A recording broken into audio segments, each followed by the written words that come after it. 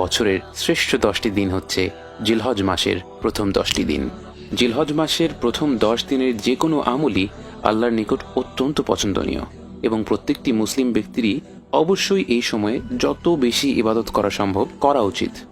আমরা এই সময়টায় যেই আমলই করি না কেন তা সাধারণ সময়ের চেয়ে অনেক বেশি গুণে আল্লাহর কাছে গ্রহণযোগ্য হবে ইনশাআল্লাহ। সাধারণ আমল বেশি বেশি করার পাশাপাশি জিলহজ মাসে কয়েকটি আমলের দিকে আমাদের বিশেষ নজর দেওয়া উচিত।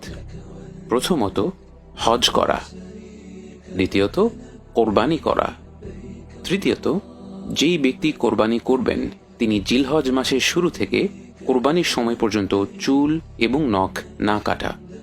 4 নম্বর পয়েন্ট, বেশি বেশি করে জিকির করা, বিশেষ করে জিলহজ মাসের শুরু থেকে কোরবানির 3 দিন পর পর্যন্ত তাকবীর, তাহলিল এবং তাহমিদ পাঠ করা।